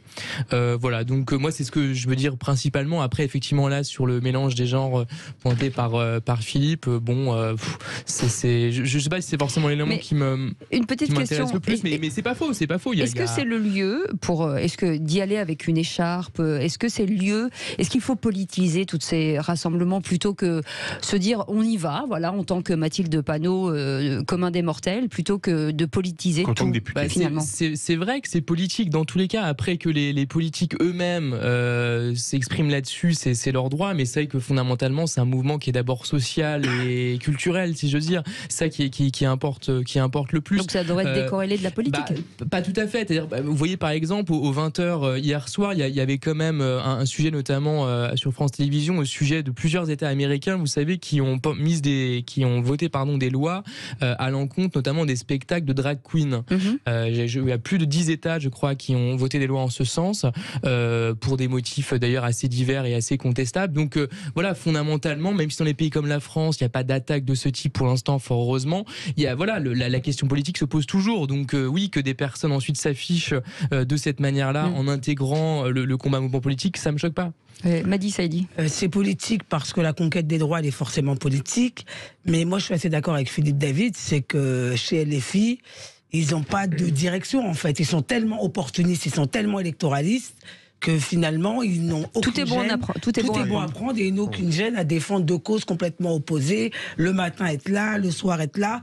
Et je trouve que ça cause même du tort à la cause que de mélanger tout et rien à des fins purement électoralistes. Après, ils ont le droit de soutenir les causes qu'ils ont bien envie de soutenir. Mais aussi. là, c'est tellement la carpe et le lapin entre Allah Akbar et la Gay Pride. En tout cas, ce qui est sûr, c'est que c'est pas eux qui vont donner de toute façon le là de ces questions-là. La question, encore une fois, c'est d'abord une question sociale, culturelle, beaucoup plus ancrée. Je pense absolument pas que la réponse, dans tous les cas, soit politique. Évidemment, il y a eu des grands combats qui ont été portés. Aujourd'hui, c'est un combat qui est d'abord culturel, il me semble, qui est symbolique, mais qui doit toujours évidemment être. Donc l'écharpe n'avait rien à faire là-dedans, peut-être. C'est pas ce qui m'intéresse. En tout cas, c'est pas tout ce qui m'intéresse. D'écharpe, Cécile, tout le monde se fiche de la présence de panneaux. Mais en revanche, ce qui est vrai. Là, on est sur un autre combat. Alors, mais en revanche, ce qui est vrai, c'est ce qui avait fait quand même la beauté de la Gay Pride, de la Pride tout court, parce qu'on parle plus de la Gay Pride. C'était justement le fait de célébrer la fête, de mettre en avant justement la bonne humeur, la joie dans la diversité. Et l'unité, en effet. Et maintenant, effectivement, avec l'absence de chars, l'absence de musique, tout ça, effectivement, pose un peu question. On se demande finalement si le côté un peu trop sérieux, un peu trop quasiment bureaucratique ne va pas plomber un peu le mouvement. C'est justement le sens de Geoffroy Laganerie. Bientôt, il faudra faire un hétéro Pride. Parce que, mais pour le coup, cette hétéro, elle a déjà lieu tous les jours, donc il n'y a pas besoin d'en avoir une. Oui, mais tu sais, bientôt, vous savez, pardon Tom, j'ai l'impression que l'homosexualité gagne énormément en France. Mais c'est bien, si c'est le cas. Ouais. Bon, ça en fait moins pour nous, Tom. Est-ce que par exemple, le fait que je sois ouvertement homosexuel, ça t'a jamais gêné? Non, mais c'est parce qu'il a dit. Je sais bien. Je vois par exemple des conséquences négatives quand je lis des critiques dans Libération sur les films où le film est nul, mais il est important, il est réussi parce qu'on voit un homosexuel dedans. Si tu veux. Oui. Après, je comprends, mais après, moi, je rêve de banaliser l'homosexualité, qu'on ait le droit d'en dire du bien et d'en dire du mal. C'est vrai que dans une œuvre culturelle, effectivement, l'œuvre culturelle doit d'abord être bonne, divertissante éventuellement, et après porter un message. Ça, c'est vrai que ça peut arriver. Je suis désolé. En tout cas, si vous changez d'avis, vous m'appelez. C'est ça. mais si demain toute la planète était homosexuelle, ça serait pas un drame, pour autant. Bah non. Pour payer les retraites, ça va être compliqué. Il faut que tout le monde le soit, parce que si je suis la reste. Il peut y avoir d'autres manières de faire des enfants aussi. On peut adopter. Il faut les concevoir. Il faudrait qu'il y ait des gens qui en font, qui en fassent quand même. Allez, c'est un vaste sujet. Allez, tout de suite, le top clic. Vous mordez un peu la queue dans votre raisonnement. C'est le cas de dire. Les vraies voix Sud Radio, c'est le top clic. Bravo Philippe Bilger. Dans la série, des petites phrases de Philippe Bilger, mais aussi d'Emmanuel Macron. Macron. Un nouvel épisode vient de se dérouler à Marseille, Félix. Oui, vous vous souvenez sans doute du jeu Traverser la rue, je vous trouve un travail. Ça, c'était à Paris, dans le quartier de Montparnasse. La version marseillaise tout à l'heure, ça donne donc du il est où le fiston? Je fais un tour du port et je vais lui en trouver un travail. C'était tout à l'heure, donc avec la mère. C'est vrai. Écoutez bien, tendez l'oreille, le son n'est pas d'une extrêmement bonne qualité. Il était avec la mère d'un trentenaire qui a perdu ses droits au RSA. Il est prêt à travailler serveur. Tout. Mais alors, il dit là, franchement, quand j'étais plus jeune, je disais de traverser la rue. Non, mais c'est vrai, c'est encore plus vrai aujourd'hui qu'hier. On descend ensemble, on fait le tour du port. Je serais surpris qu'il n'y ait pas un restaurant ou un café qui ne cherche pas. Il n'a pas d'argent pour aller prendre des transferts. Il n'a plus d'argent. Deuxième sujet. Ça, on est prêt. C'est moi qui lui la sonde, c'est moi qui lui donne à manger. Ça, il y a des aides qui permettent pour aller au boulot. Mais vous n'allez pas me faire croire que c'est pas parce que s'il cherche vraiment un boulot à Marseille qu'il est prêt à prendre un boulot de serveur. Il n'y a pas de boulot de serveur. Mais j'ai pas dit ça. Bon. J'ai pas dit ça. Vous l'attrapez, il est où le fiston? Il est chez lui. Il va voir un de mes collaborateurs. Allez, il a un rendez-vous pour un job. D'accord, mais donnez-moi quelque chose alors. Et donc, si c'est votre état d'esprit et le sien, on va tout de suite. Moi, je vous promets, je fais le tour du Vieux-Port ce soir avec vous. Je vous trouve. Je suis sûr qu'il y a 10 offres d'emploi. 10 offres d'emploi en faisant le tour du Vieux-Port avec Emmanuel Macron, séquence ici filmée par BFM TV. Après quoi, on voit une collaboratrice de l'Élysée, de la présidence, se rapprocher de la dame en question pour s'occuper des suites de ce dossier. Sur les réseaux sociaux, réactions partagées entre ceux qui dénoncent le ton un peu paternaliste du président de la République et puis ceux qui s'en prennent au fils de 33 ans de cette dame qui, selon sa mère, ne paye plus de loyer depuis 11 mois, à qui sa maman lave son linge. Il lui a beaucoup de commentaires aussi quand même pour s'en prendre au garçon en le traitant grosso modo d'assister. C'est aussi quand même quelque chose qui revient parmi ceux qui défendent le président Macron face aux accusations en paternalisme. On peut dire un mot juste un mot rapidement, parce qu'on a une minute de retard déjà. C'est un peu démagogique, effectivement. C'est un peu démagogique parce qu'on ne sait jamais quel est le cas exact d'une personne. Il peut y avoir des gens qui sont des branleurs et d'autres qui ont des bonnes raisons ou des raisons beaucoup plus profondes pour lesquelles ils n'arrivent pas à trouver un boulot. Donc il ne faut pas simplifier les choses à l'excès. En même temps, si le président de la République arrive à lui trouver avec votre CV, c'est canon. Au moins, il y aura quelque chose de bien. Vous restez avec nous, on fait une petite pause pour le retard. Dans un instant, le tour de table de l'actu de nos vraies voix. Tout de suite. Les vraies voix, c'est ensemble jusqu'à 19h chaque jour. C'est pas assez long, mais bon, c'est déjà bien. Avec Philippe Bilger, avec Maggie Saïdi. Moi, dans cette ambiance-là, je fais des heures je vous dis tout de suite, avec Tom Conan. Bon, on reste à minuit. Allons-y. Oui, non, vous emballez pas non plus. Ne vous emballez pas. Ça y est, vous êtes partis. Philippe Bilger. Il rêverait, mais je ne sais pas ce qui se passerait après minuit. Je vous en prie. Vous savez quoi, il y aura un carré blanc comme à l'époque. Super. Quand vous dites ça, ça vous date. Donc je dirais que c'est Philippe David qui l'a dit. Allez tout de suite, le tour de table de l'actu des vraies voix. Encore ces stupides actualités. Ça dépend de la masse d'informations. Quand il a rien à dire, il dit rien. Il n'a pas été élevé chez les porcs, excusez-nous. Le tour de table. De l'actualité. Et Philippe Bilger voulait parler de Clément Beaune qui ne veut pas d'un accord avec LR. Je voudrais continuer un peu sur le registre que tout à l'heure j'ai abordé avec le point de vue du procureur, avec un fou rire que je suis parvenu à dominer. Bravo. Parce que j'ai appris l'existence de Villiers de l'île d'Adam à quelqu'un qui est un remarquable animateur par ailleurs. mais plus sérieusement, j'ai entendu Clément Beaune hier au grand jury et j'ai vu le problème auquel est confronté Emmanuel Macron, puisque il paraît que derrière la volonté de trouver un accord possible avec les Républicains, il a dans ses troupes, et notamment Clément Beaune qui est ministre, des gens qui refuseraient tout accord avec les Républicains. Clément Beaune est un macroniste de gauche. Alors, ça montre bien la difficulté dans laquelle se trouve Emmanuel Macron et qui expliquera peut-être pourquoi il confirmera Elisabeth Borne si les pronostics sont vérifiés. Maggie Saïdi. Je crois que chez LR, d'ailleurs, il y en a beaucoup aussi qui ne veulent pas de cet accord. Et c'est vrai que c'est compliqué parce que la Macronie, c'est un espèce de bougli-bougla, tout mélangé. Il y en a qui viennent du PS, d'autres qui viennent du Centre, d'autres qui viennent de LR. Et c'est compliqué de faire exister tout le monde, en tout cas du point de vue des valeurs. C'est très compliqué. Et puis, s'ils ont un accord, il y a forcément des perdants. Ça fait moins de place pour Renaissance. Oui, c'est des questions politiques. Là, c'est la lutte des places. On voit bien que c'est, malgré le succès entre guillemets de Macron, qui a quand même été élu puis réélu, ça on peut pas lui enlever ça. Néanmoins, effectivement, sur le fond, on voit qu'il y a aucune consistance. Un parti peut pas être ni à droite ni à gauche.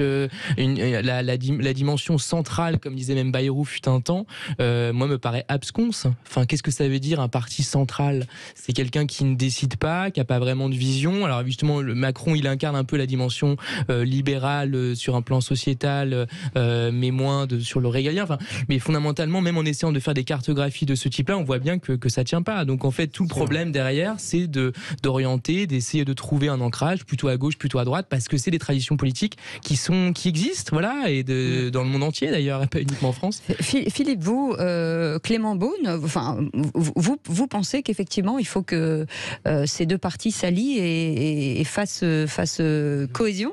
Non, moi je suis partisan, comme la majorité des Républicains, du fait que le macronisme et les Républicains n'ont rien à voir les uns avec les autres.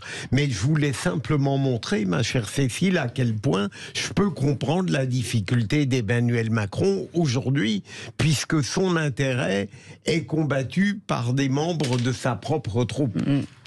Madi Saïdi, Philippe.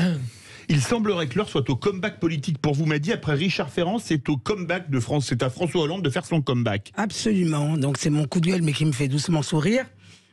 Évidemment, donc la semaine dernière, c'était Richard Ferrand, qu'on n'avait pas entendu depuis sa défaite des législatives de juin 2022, qui est revenu avec dans son petit son escarcelle, des idées pour un troisième mandat. Et aujourd'hui, c'est François Hollande qui revient, qui traîne un peu des pieds, mais qui revient un peu comme un sauveur. Il revient par devoir, parce qu'il faut sauver la gauche, il faut la rendre crédible pour lui permettre de gouverner. Sauf que François Hollande, il a un petit peu oublié qu'il était un peu beaucoup comptable de la situation de la gauche aujourd'hui. Je pense que les socialistes apprécieront.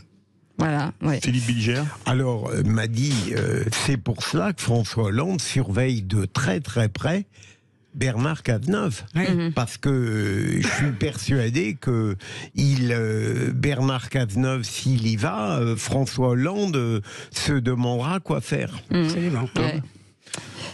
Vous croyez au retour de François Hollande et de... Non, mais après, mais ce qui est vrai, je crois pas, le retour spécialement, il n'est pas, à mon avis, attendu ni souhaité, mais c'est vrai qu'il n'y a pas forcément beaucoup d'autres personnes disponibles. Non, mais disponibles, qui sont en mesure de prendre les rênes du pays. Donc à un moment donné... Après, un ancien président, ça compte quand même. Oui, bien sûr, mais c'est surtout qu'il n'a pas pu se représenter, je le dis sans ironie. Mais c'est surtout mais surtout que le vivier, en réalité, de talents, entre guillemets, disponibles, n'est pas si énorme que ça, que ce soit à droite ou à gauche d'ailleurs, de gens qui ont vraiment la stature, l'expérience, etc. Donc pourquoi pas, c'est pas si absurde. Eh ben, maintenant que vous êtes là, Tom Conan, vous avez bien fait de rester. C'est vrai. Qu'est-ce que c'est que l'IA anxiété, de l'intelligence artificielle? Comme vous savez, depuis quelques mois, l'intelligence artificielle, qu'on appelle l'IA, se développe à peu près partout. Il y a des outils comme ChatGPT, dont on a déjà parlé ici, qui permettent effectivement de dialoguer, d'avoir des réponses à peu près tous nos problèmes. Et il y a aussi d'autres plateformes, même comme Midjourney par exemple, qui permettent de générer des images extrêmement réalistes de personnes. Que ce soit des personnes connues, des personnes inconnues. Donc ça disrupte énormément d'industries. Alors au début, on pensait que ça allait être limité aux nouvelles technologies, mais en fait, absolument pas. Il y a beaucoup d'emplois qui sont potentiellement menacés. Il y a même une bombe médiatique qui est tombée, entre guillemets, il y a quelques semaines, puisqu'il y a une note de Goldman Sachs, la grande banque d'affaires américaine, qui a considéré qu'il y aurait jusqu'à 300 millions, imaginez, d'emplois à temps plein qui seront automatisés à travers le monde avec les dernières évolutions de l'intelligence artificielle. Donc pas dans 5 ans, mais maintenant.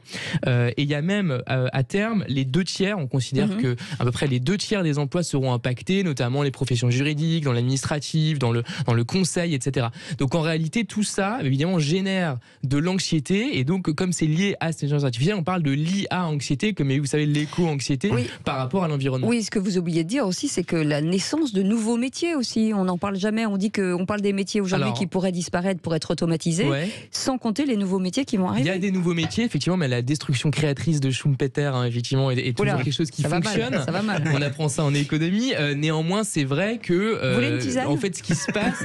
non, plutôt du café, moi je suis carbure à ça, mais c'est vrai qu'en réalité, ce qu'on voit, c'est qu'évidemment, de nouveaux emplois se créent avec l'intelligence artificielle, mais beaucoup moins que ceux qui détruisent. Et c'est ça, justement, qui est assez inquiétant. temps. Et en effet, maintenant, des industries entières, mais par exemple, vous prenez je sais pas, les fiches de paye, c'est un truc extrêmement chiant. Et pour autant, c'est très utile, c'est indispensable. Les comptables, les experts comptables s'occupaient de ça depuis des dizaines d'années. Maintenant, il y a des logiciels où vous payez 100 € par mois et ça génère la fiche de paye. Oui, mais c'est pas très sympa les fiches de paye à faire. Je pense que c'est bien que ce soit automatisé, qu'on trouve d'autres métiers dans la comptabilité qui soient plus intéressants et plus florissants. C'est vrai, mais c'est du coup une grande anxiété en fait, parce qu'effectivement, ça sera très pratique, donc ça sera utilisé, il n'y a pas de doute là-dessus. Et donc, qu'est-ce que feront demain les gens? Ils auront peut-être des vraies expertises. Seront remplacés, et pour le coup, le grand remplacement, qui est une expression souvent utilisée, je pense qu'elle concerne beaucoup plus ce domaine. Eh ben, vous restez avec nous dans un instant. On reviendra sur ce coup de projecteur et sur la milice Wagner. Le pouvoir de Vladimir Poutine est-il en train de vaciller? Vous nous répondez. Pour l'instant, vous dites non à 91%. 0826 300 300, c'est le numéro que vous préférez, Philippe David? Absolument. Ouais, il est beau. Hein. Il est beau. Oh, il est beau. Dites-le pour moi. 0826 300 300. Prévenir, économisons-la. Les vraies voix Sud Radio, 17h-20h, Philippe David, Cécile de Ménibus.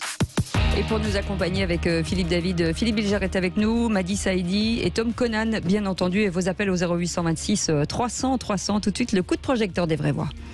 Les vraies voix Sud Radio, le coup de projecteur des vraies voix. Et la tentative de rébellion de la milice russe Wagner suscite de nombreuses interrogations sur la stabilité du régime russe et sur l'autorité de Vladimir Poutine, frontalement défié par le chef de la milice. Pour l'heure, le président de la Fédération de Russie ne s'est pas exprimé sur la situation, Philippe. Oui, mais scrutée en Europe, la situation provoque beaucoup de réactions. Un retour de bâton, la fin de Poutine, une menace mortelle pour les experts. C'est le mythe de l'unité de l'ensemble de la Russie derrière son président qui vole en éclats et montre au grand jour les divisions au sein même du pouvoir. Les opposants au Kremlin craignent même désormais une hausse de la répression. Alors qu'en pensez-vous? Est-ce que pour vous, le pouvoir de Vladimir Poutine est en train de vaciller? Est-ce au contraire qu'il sorte renforcé avec l'exil de Prigojine en Biélorussie? Qu'est-ce qui change? Venez nous dire votre avis au 0826 300 300.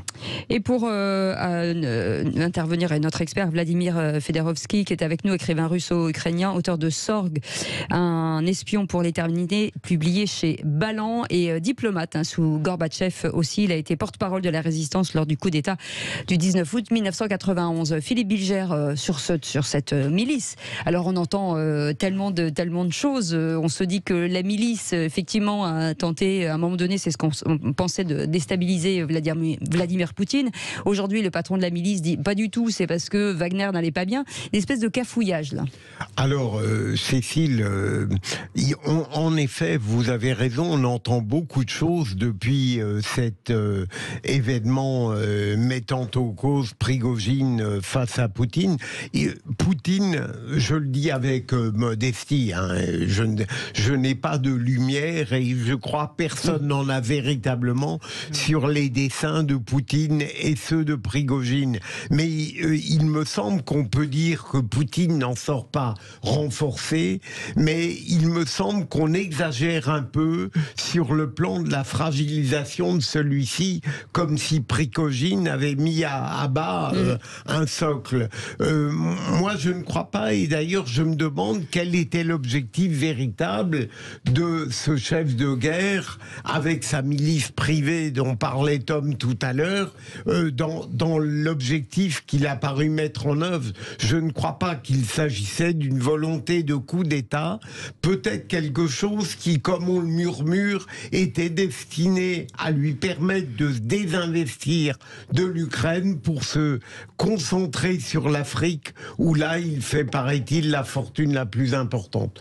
Voilà, ce sont des interrogations. En tout cas, c'était une intimidation réelle, parce qu'effectivement, vu la réaction quand même extrêmement virulente de Poutine juste après, qui a quand même ensuite rappelé 1917, un risque de guerre civile, etc. Dans ce que c'est, en tout cas, ce que j'ai entendu des traductions, ça montre quand même que même s'il n'y avait pas une tentative réelle de coup d'État, il y a en tout cas peut-être une possibilité de mener ce coup d'État, ce qui est quand même tout ce qui compte finalement. Et ensuite, effectivement, je pense que malgré tout, la communauté internationale, entre guillemets, s'intéresse beaucoup à ce sujet, parce que justement, ça peut éventuellement donner des arguments pour soutenir encore peut-être plus l'Ukraine, qui serait éventuellement plus en mesure de gagner contre la Russie. Donc en fait, tout cela évidemment est suivi de très près, parce que j'imagine que les Occidentaux vont quand même profiter entre guillemets de la situation, peut-être pour soutenir l'Ukraine et qu'elle puisse davantage se défendre. Madi. Eh ben moi c'est bizarre, j'ai une autre lecture, c'est que pendant 3, 4, 5 heures, on nous a dit c'est terrible, risque de coup d'État, Poutine est mal en point, et finalement, en moins de 24 heures, il les a matés, si je peux dire ça comme ça, tout est revenu à la normale. Aujourd'hui, Prigojine dit lui-même, oh ben non, en fait, j'avais pas l'intention de faire, et finalement... un coup d'épée dans l'eau, en fait. Voilà, un coup d'épée dans l'eau. Pour moi, il n'est pas fragilisé tant que ça. Au contraire, il remontre à nouveau que finalement, tout ce qu'avait dit la presse, en tout cas française, c'est pas vrai. C'est terminé. Alors, je suis pas sûr que ça va bien se terminer pour le patron de Wagner, ça, je suis pas sûr. Mais en revanche, lui, il est quelque part stable dans sa position et il n'est pas plus que ça. Après, les checkpoints à Moscou, c'était quand même concret, hein, malgré tout. Après, je sais pas ce que ça peut signifier, dans quelle hypothèse vraiment on déploie cela, mais bon, c'était quand même réel et frappant. On va demander à un spécialiste. Philippe. Vladimir Fedorovski est avec nous, je le rappelle, écrivain russo-ukrainien, auteur de Sorge, un espion pour l'éternité, diplomate sous Gorbatchev. Il a été porte-parole de la résistance lors du coup d'État manqué du 19 août 91. Vladimir Fedorovski, à froid maintenant, 48 heures après, comment est-ce que vous analysez ce qui s'est passé en Russie, enfin en Ukraine et en Russie, samedi dernier? Quelle formidable histoire pour nous tous. C'est presque du théâtre. Il faut dire. Et quel bonheur de vous retrouver, parce que vous êtes les meilleurs. Oh, merci. C'est la vérité. Cela dit, vous savez, comme j'étais mêlé, vous avez dit, j'étais porte-parole de la résistance contre un coup d'État, j'étais mêlé plusieurs fois à ces histoires de coup d'État. Ce n'est pas un vrai coup d'État. Tout d'abord, Prigojine ne pouvait jamais, en aucun cas, arriver jusqu'à Kremlin. Ça, c'est le premier point. Deuxième point, vous savez, tout le monde savait qu'il prépare les choses. Les Américains, ils disent qu'ils savaient depuis 2 semaines. Mais vous comprenez, j'imagine bien que tous les autres, ils connaissaient. Pourquoi il est allé si loin? Il y a plusieurs aspects, plusieurs hypothèses là-dedans, mais ce qui est absolument sûr, qu'il y avait une sorte de fuite en avant, parce que Poutine voulait mettre sous le contrôle total sa milice privée, et ça a dérangé sur le plan lucratif, évidemment, Prigojine. Après, il me rappelle un peu ma grande époque, quand j'étais avec Eltsine. Ces gens-là, ce sont des gens bizarres. Vous savez, Eltsine, c'était l'alcool, l'autre, c'est la coke. Alors, les Américains pensent qu'il était un peu manipulé aussi à cause de ça. Ce qui vous intéresse, c'est évidemment la répercussion à la fois pour Poutine. Poutine s'en sort pas mal. Je suis absolument d'accord avec madame, je la félicite. C'est la meilleure. Je suis désolé pour les hommes. N'exagérons rien non plus. Non, désolé. Mais la vérité. C'est la vérité, vous savez, je vais vous dire, j'ai vu aujourd'hui les sondages de l'opposition. C'est dans ce sens-là, il y a aussi les avis de la CIA. Non seulement Poutine s'en sort, mais il s'en sort renforcé. Oui. Vladimir Fedorovski, juste une petite question. On disait que, enfin, ce qu'on entend, moi je vous dis ce qu'on entend, on nous dit que finalement la milice Wagner n'était pas si puissante que ça, qu'il avait perdu beaucoup d'hommes, que c'était de la façade. On dit aussi, c'était très bizarre parce que on n'entend plus non plus le patron de la milice, que là, il y a un enregistrement de 11 minutes, voilà. Est-ce qu'il est en danger? Est-ce que lui est en danger? Vous savez, je ne donne pas un copec pour son avenir, il sera exfiltré vers la Biélorussie, mais vous avez vu comme vous, ces tentatives d'auto-justifier, vous savez, il est dans la posture très difficile. Soyons très clairs, aujourd'hui, lui, c'est sûr que c'est un perdant. Dans quelle mesure il était manipulé par Poutine dans cette affaire? Vous savez, Poutine a donné dès le début l'ordre de ne pas tirer. C'est-à-dire on a laissé faire ces gens-là jusqu'à ce qu'ils entrent sur la plaine près de Moscou, où ils pouvaient être anéantis vraiment en quelques minutes par l'aviation. Mais pourquoi? Mais Poutine, elle a préféré, parce que c'était facile, vous savez, c'est 10 000 hommes, les rapports de force. Il n'y avait aucune espèce de tentative de perspective qu'il entre à Moscou ou qu'il détrône Poutine. C'était absolument techniquement impossible. Vous savez, j'ai participé à la résistance au putsch de Moscou. C'était un autre cas de figure. C'est pas un vrai putsch.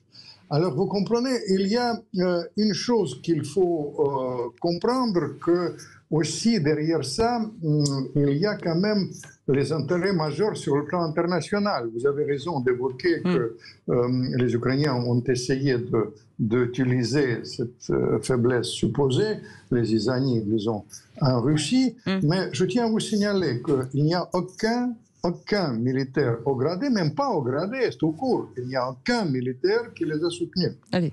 Philippe Bilger. Philippe Bilger. Mais je comprends bien que Prigojine ne pouvait aller bien loin, mais ce que je ne comprends pas, c'est comment vous estimez que Poutine peut apparaître maintenant renforcé, alors que quelle que soit l'interprétation qu'on peut donner de tout cela, il a semblé être tout de même mis en cause par cette échauffourée, et donc difficile de dire qu'il est renforcé plutôt qu'un tout petit peu fragilisé, non? Ils ont l'air divisés plutôt.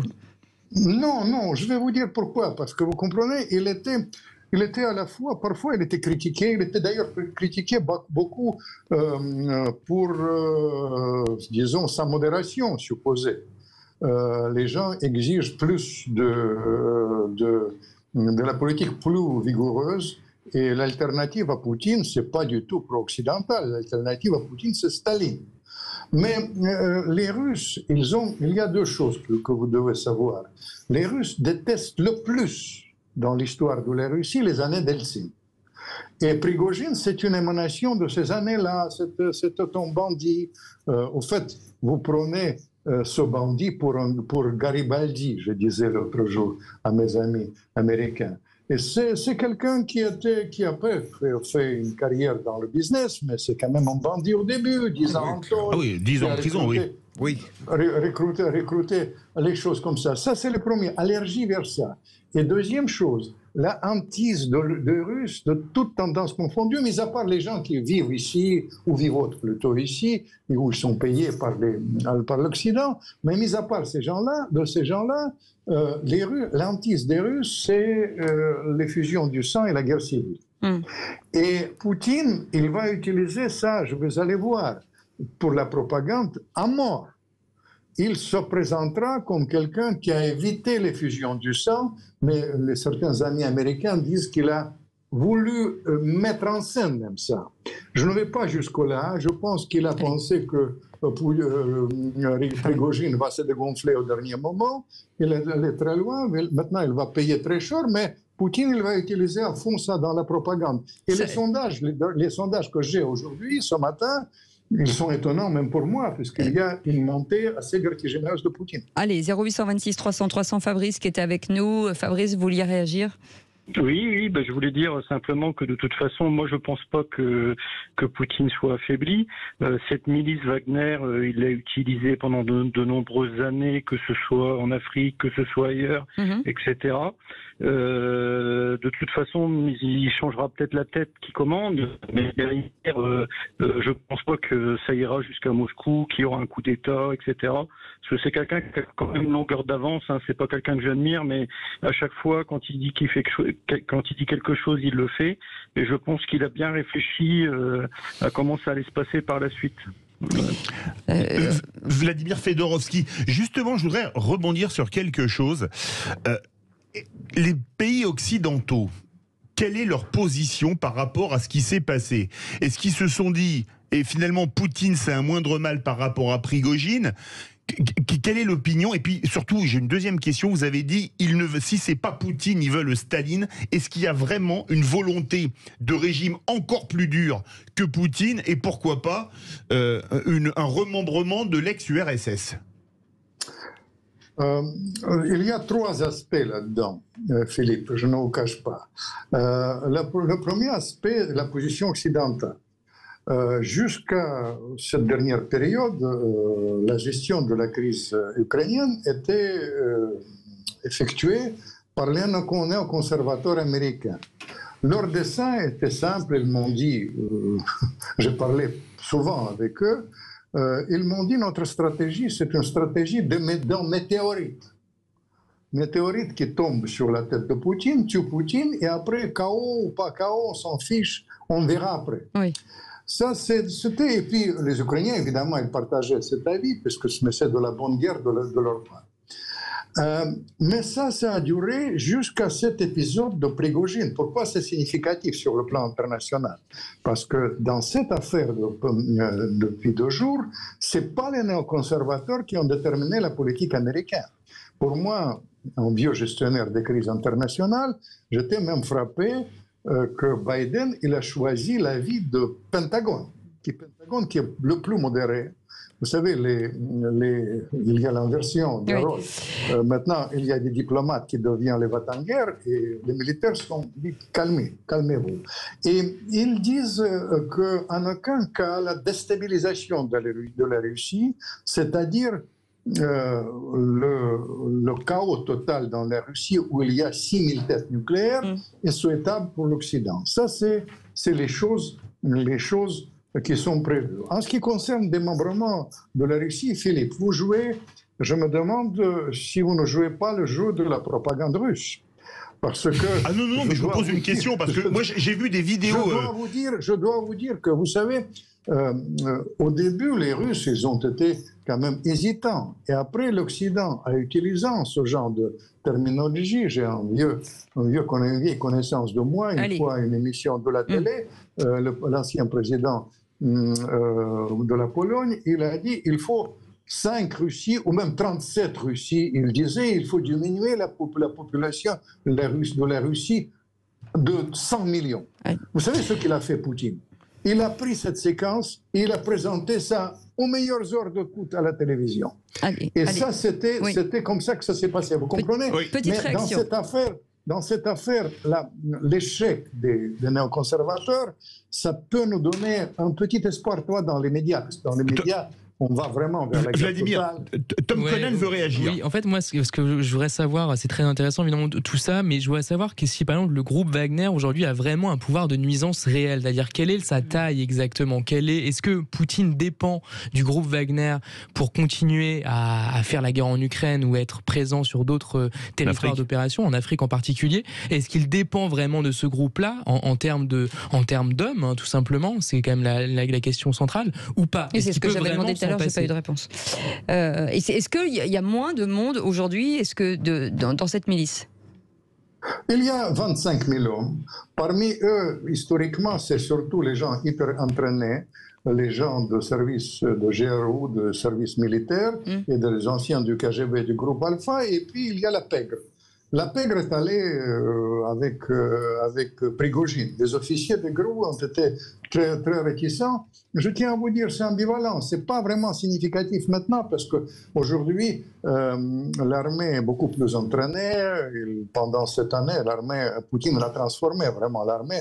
C'est pourquoi la situation est très contradictoire sur l'offensive ukrainienne parce qu'il résiste très bien. Mais cela dit, il ne faut pas se leurrer.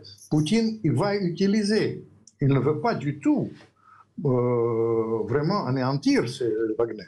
Il va utiliser ce Wagner en Afrique, certainement, et même je prédis qu'il va revenir avec ça. Le Wagner va revenir parce qu'il prépare une sorte de nouvelle offensive dans la région de Kharkiv, et je pense que Wagner va jouer un rôle assez essentiel sur ce plan. Vous restez avec nous, on fait une petite pause, on revient dans quelques instants, justement avec cette question. Est-ce que vous pensez que le pouvoir de Vladimir Poutine est en train de vaciller? 0826 300 300, vous attend au standard, à tout de suite.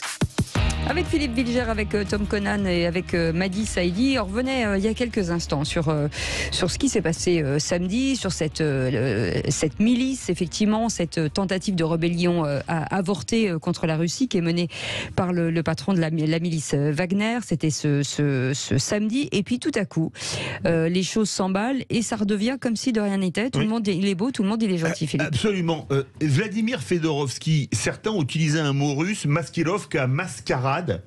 Est-ce que quelque part vous n'avez pas dit au début que c'était une mascarade? Parce qu'il dit, il y a la colonne qui monte vers Moscou, elle ne va pas jusqu'à Moscou. Si Poutine veut la détruire avec des moyens aériens, il la détruit en 10 minutes s'il en a envie. Mais il laisse faire. Il donne l'impunité à Loukachenko qui peut partir, Prigojine qui peut partir chez Loukachenko, le chef de l'État biélorusse qui est une marionnette de Moscou. Est-ce que ce qui s'est passé samedi, pour une réponse courte, parce qu'on a d'autres questions, c'est pas une maskirovka, une mascarade? Oui, il y a une partie de mascarade là-dedans, c'est incontestable, mais en même temps, ça a montré des failles organisationnelles. Je pense que Poutine il va s'inspirer du plan Macron à Marseille. Il va installer plein de caméras dans la ville de Rostov où Wagner est entré. Mais est-ce que quand Vladimir Poutine dit, je cite, je vais punir les traîtres, si aujourd'hui il ne se passe rien, donc forcément c'est peut-être ce qu'attendent les Russes, que finalement les traîtres soient punis, et les traîtres aujourd'hui ça pourrait être Wagner. Deux choses, il faut distinguer. De toute manière, dans le discours, il a dit qu'on va prendre en compte leur héroïsme dans le combat. Et ça, c'est la première chose. Mais puis, Poutine, vous savez, j'ai fait 4 livres sur lui. C'est quelqu'un de très pragmatique. Tout d'abord, il veut continuer à utiliser Wagner. Wagner sera non seulement sauvé, mais renforcé. Et deuxième chose, pour Prigojine, là, vous avez raison, Cécile, c'est un rancunier. Et je prédis des jours difficiles d'une manière ou de l'autre pour Prigojine. Ce que vous appelez jours difficiles, ça sent un peu l'élimination ciblée. Non, mais ça veut dire que ça sent le FSB, ça? Il pourrait être éliminé par le FSB, c'est ça que vous voulez dire? Vous savez, j'ai tellement raconté ces histoires dans mes livres, il y a beaucoup de moyens. Vous savez, ça moi, un élément qui m'a semblé intéressant, c'est à un moment donné, Prigojine aurait dit, et je crois que ça n'a pas été contredit, qu'il contestait finalement le motif d'intervention de la Russie en Ukraine sur la question de la région du Donbass. Donc ça, c'est quand même une attaque extrêmement forte, là, pour le coup. Et quand bien même ça serait un semblant de mascarade, là, pour le coup, c'est quand même extrêmement fondé, si j'ose dire. Enfin, c'est une attaque en règle. S'il a fait ça une fois, au moment crucial quand il a fait ça, mais après, vous avez vu tout à l'heure, il a fait la marche arrière, presque mea culpa, tout ça c'est contradictoire. Il ne faut pas oublier que lui, il était une sorte de marionnette de Poutine. Il a utilisé lui comme une grande gueule, il a un langage très pittoresque, un langage de la mafia. Vladimir, il a peut-être fait ce mea culpa sous la contrainte, puisque vous disiez tout à l'heure que c'est pas la joie pour... Ça y ressemble, oui. Bien sûr, il a fait sur le contrainte, mais néanmoins, il a fait. Merci beaucoup en tout cas d'avoir été avec nous. Merci. 1000 fois en tout cas pour cette analyse, parce que c'est vrai que c'est un peu compliqué à comprendre vu de loin. Vladimir Fedorovski, écrivain russo-ukrainien, auteur de Sorg, un inspirateur pour l'éternité chez Bellan.